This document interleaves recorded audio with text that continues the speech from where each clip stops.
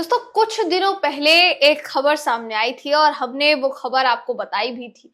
वो खबर क्या थी? वो खबर थी बाबा रामदेव से जुड़ी हुई खबर, जिन्होंने रुआवजा को लेकर सवाल खड़े किए थे। इन्होंने कहा था कि रुआवजा शरबत जो है वो आपको नहीं पीना चाहिए, वो आपको नहीं खरीदना चाहिए, क्योंकि रुआवजा से शरबत जिहाद किया जाता है। यानी आपसे पैसे लिए जा रहे हैं रुआवजा के और उसका इस्तेमाल मस्जिद, मदरसे, दरगाह ये बनाने में किया जा रहा है। अब ये जो उनका बयान था ये बहुत ज्यादा वायरल हुआ, बहुत ट्वीट्स जो है वो वायरल हुए और पलटवार जो है वो काफी ज्यादा हुआ, बैकलैश का सामना करना पड़ा रामदेव को। अब ये जो पूरा मामला है दोस्तों ये पहुंच गया हाई कोर्ट और दिल्ली हाई कोर्ट ने फटकार लगाई है रामदेव को। मैं इस खबर में आपको बताऊंगी कि पूरा मामला क्या है। आखिर तक इस वीडियो को आप जरूर देखिएगा। नमस्कार, मेरा नाम है जयंती झा और आप देख रहे हैं दी कंटाप।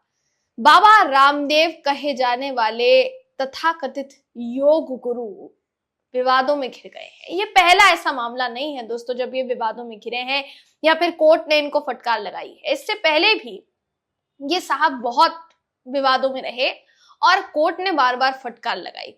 आपको याद होगा दोस्तों कि जब कोरोना का समय था तो जो हमारे देश के डॉक्टर्स थे उन्होंने इनको लेकर बहुत विरोध जताया। विरोध क्यों जताया गया था? विरोध इसलिए जताया गया था क्योंकि इनके द्वारा विज्ञान को ही नकार दिया गया था।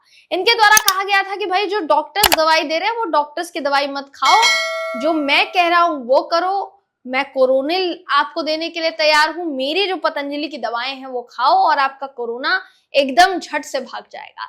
इनके ये कहने पर जो एसोसिएशन है, मेडिकल एसोसिएशन, ये पहुंच गया था कोर्ट और कोर्ट ने इनको जमकर फटकार लगाई थी। साथ ही हिदायत भी दी थी कि अगली बार से इस तरीके का आप कुछ करेंगे नहीं, इस तरीके की बातें आप करेंगे नहीं, मगर फिर भी बाज नहीं आएंगे।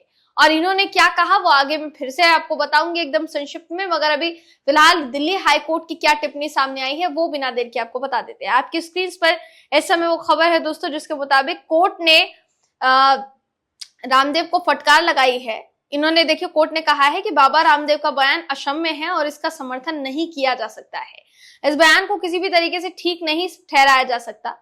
उसके बाद दोपहर 12 बजे कोर्ट में दोबारा सुनवाई हुई तो बाबा रामदेव के वकील के तेवर जो है वो नरम पड़ गए और उन्होंने कोर्ट से ये कहा कि मैंने सलाह दी है और हम वीडियो निकाल रहे हैं। यानी कोर्ट की तरफ से कहा गया कि ये चौंकाने वाला है और ये जो वीडियो है ये हटाया जाना चाहिए। जो रामदेव का जो वीडियो है वो हटाया जाना चाहिए, वो वायरल है काफी ज्यादा। अब उसके बाद पहले तो इतने तेवर जो है वो सख्त थे एकदम। जैसे ही सुप्रीम कोर्ट ने फटकार लगाई, सोचा कि भाई कुछ तो गड़बड़ हो सकती है, तुरंत वो जो वीडियो है वो हटा दिया गया दोस्तों। अब हाईकोर्ट ने देखिए क्या कहा। हाईकोर्ट ने कहा कि जब मैंने वीडियो देखा तो मुझे अपने कान और आंखों पर विश्वास नहीं हुआ। रामदेव के वकील का कहना था कि हमने पहले ही वीडियो निकालने के लिए कह दिया है। इस पर कोर्ट ने यह कहा कि हलफनामा दाखिल करें। बाबा रामदेव के बयान के खिलाफ हमदर्द की तरफ से हाईकोर्ट में याचिका दायर की गई दोस्तों, क्योंकि रुआवजा जो कंपनी है वो हमदर्द जो प्रोडक्ट्स बनाती है, हमदर्द कंपनी, उसका ही शरबत है। तो इस पर सवाल खड़े किए गए थे जिस पर बाकायदा जो कंपनी है वो चली गई हाई कोर्ट और मंगलवार को दिल्ली हाई कोर्ट ने सुनवाई की इस पूरे मामले पर। कोर्ट ने बाबा रामदेव के बयान पर कड़ी आपत्ति जताई और कड़ी आपत्ति जताते हुए साफ साफ कहा यह बिल्कुल सही नहीं है। अब इस पर हमदर्द के जो वकील थे उन्होंने एक और बयान का हवाला दिया। रामदेव के वकील ने कहा कि कृपया निष्पक्षता का आप फायदा मत उठाइए। हमदर्द के वकील ने कहा कि इस बयान को हटाया जाना चाहिए। जो वीडियो जारी किया गया है, ये जो वीडियो वायरल हो रहा है, उसको हटाया जाना चाहिए। जब से हमने मुकदमा दायर किया है तब से कुछ और आ गया है। रामदेव के वकील ने कहा कि वो इसे हमें दे सकते हैं, ये किसी और प्लेटफॉर्म की कहानी है। जो कुछ भी मेरे नियंत्रण में है उसे हटा दिया जाएगा।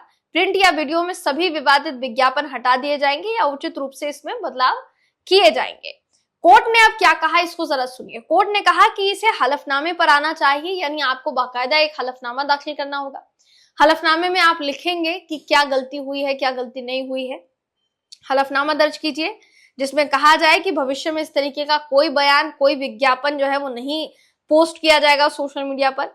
वकीलों में इस बात पर बहस हुई कि हलफनामे में क्या कहा जाना चाहिए। तो कोर्ट ने कहा कि एक हलफनामा दायर कीजिए जिसमें ये सब कुछ शामिल हो कि हम देखेंगे, हम नहीं चाहते कि ऐसे मामले सामने आए।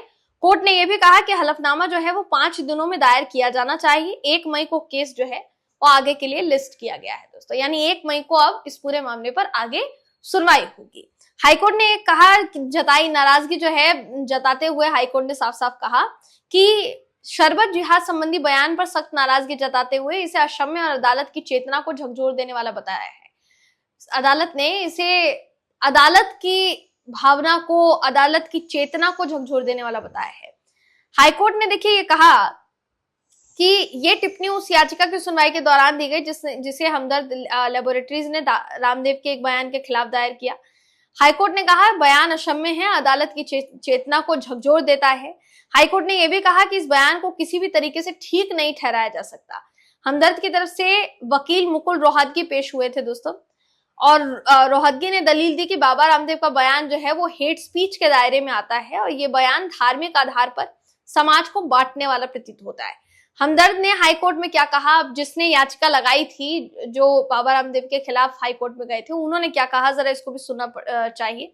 हमदर्द की ओर से पेश वकील ने अदालत को यह बताया कि ये मामला सिर्फ मुआवजा की छवि को धूमिल करने तक सीमित नहीं है, बल्कि इससे कहीं आगे जाकर इस सांप्रदायिक विभाजन पैदा करने की एक कोशिश है। वकील ने यह दलील दी कि बाबा रामदेव का ये जो बयान है सामाजिक सौहार्द और सांप्रदायिक सद्भाव को प्रभावित करने वाला है, जिसे हल्के में बिल्कुल भी नहीं लिया जा सकता।